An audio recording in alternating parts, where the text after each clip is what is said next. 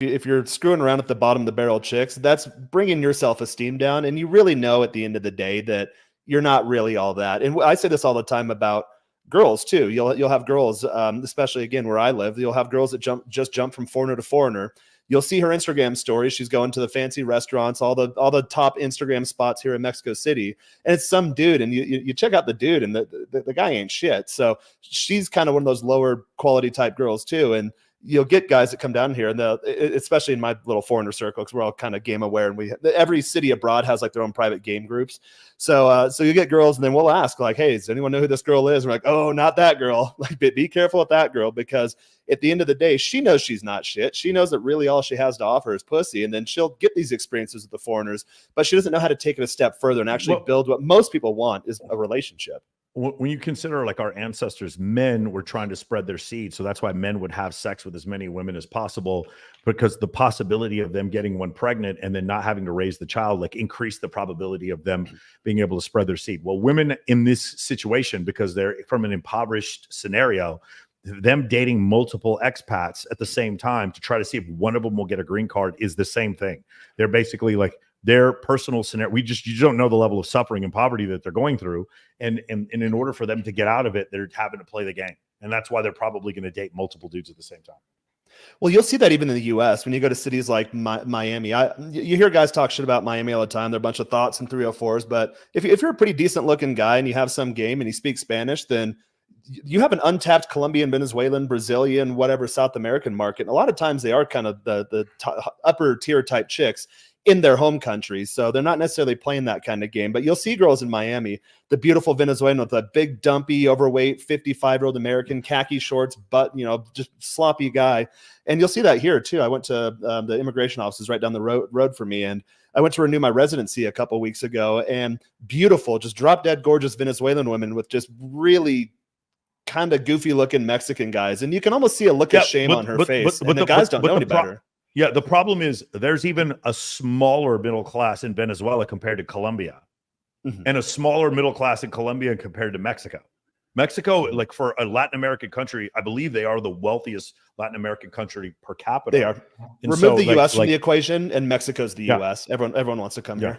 Yeah. So that's the situation. So yeah, I mean, I can definitely see that. If you're from Venezuela, like, that's on par with like a sub-Saharan African country. That's the level of poverty they have there, right? Like with Haiti.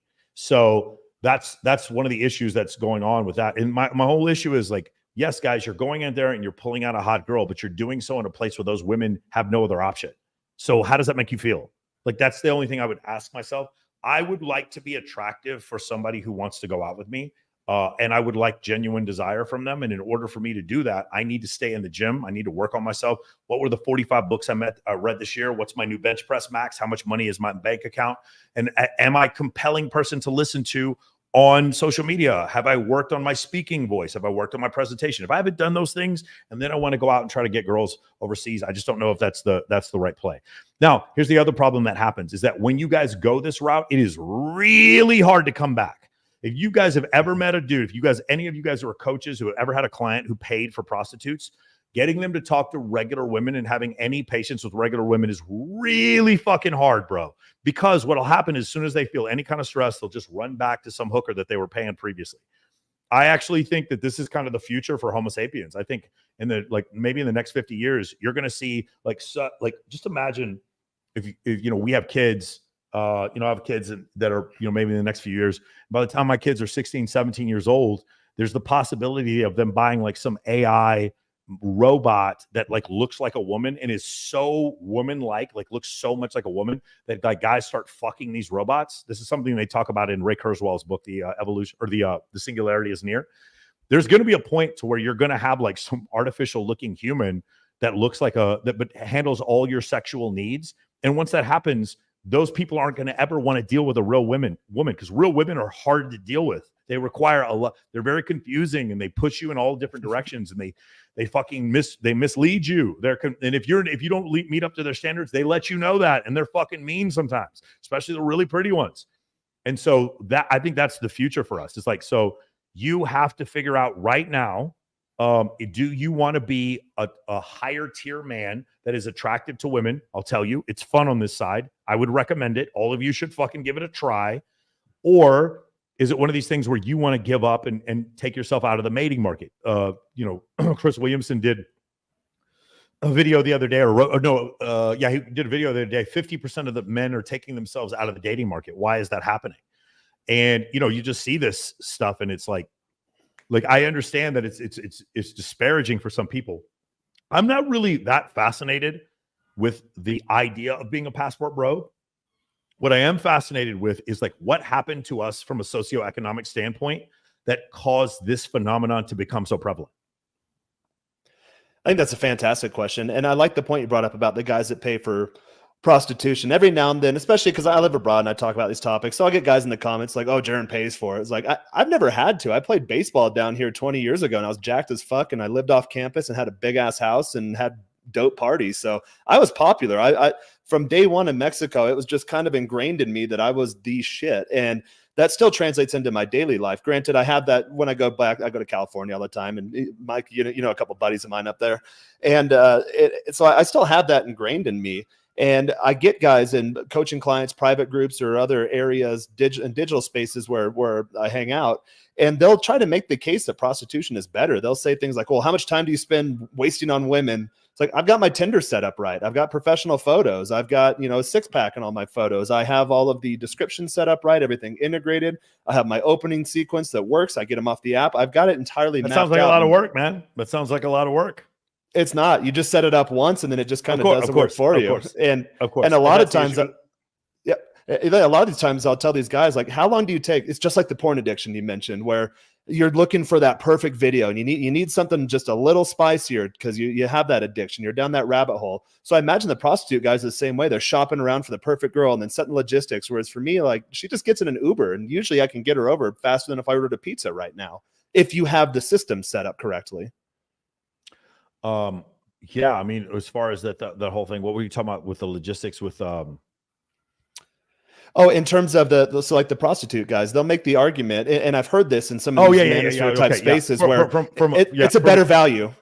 Yeah, from a strictly like econ standpoint, yeah, I can I can't argue with your logic, bro. It is definitely a better value.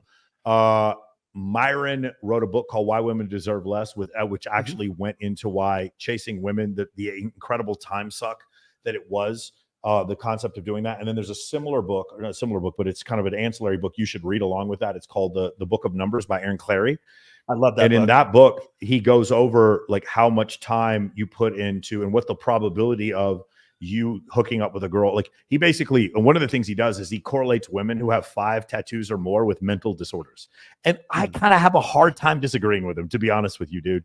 So the problem is they're fun, but they're not there for the long haul. One of the things they talk about in the book is, or one of the things they talk about is this concept, or these other guys are talking about with the prostitution, is like, I'm going to punish these women by pulling myself out of the dating market, and I'm going to have my needs met in a more efficient way, therefore making my life better. But the problem is, you can never really come back from that and ever be good with women.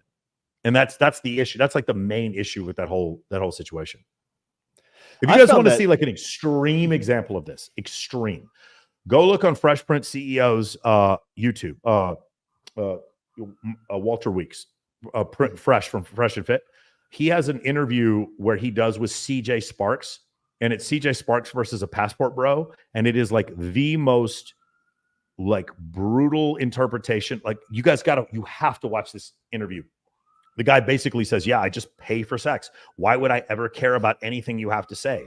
I could just get more sex by paying for it. And it's such a brutal interpretation of male-female dynamics that I don't share.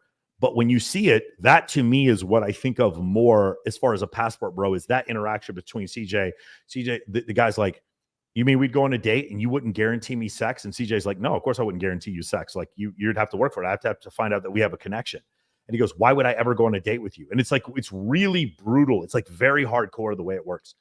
And so, yeah, I just, to me, I just feel like it's kind of a cope. But at the same time, I understand going after girls is the book, like it talks about in the Book of Numbers, it ends up being a waste of time. Unless unless you get women out of an unfamiliar environment like Tinder or a nightclub, and you get them into a familiar environment by using social circle. And there's plenty of stats that show when you get women out of unfamiliar environments into familiar environments, men who are like, it becomes far more egalitarian. The women that you can go out with become much more attractive, as opposed to in an unfamiliar environment where 80% of men are deemed to be below average attractiveness.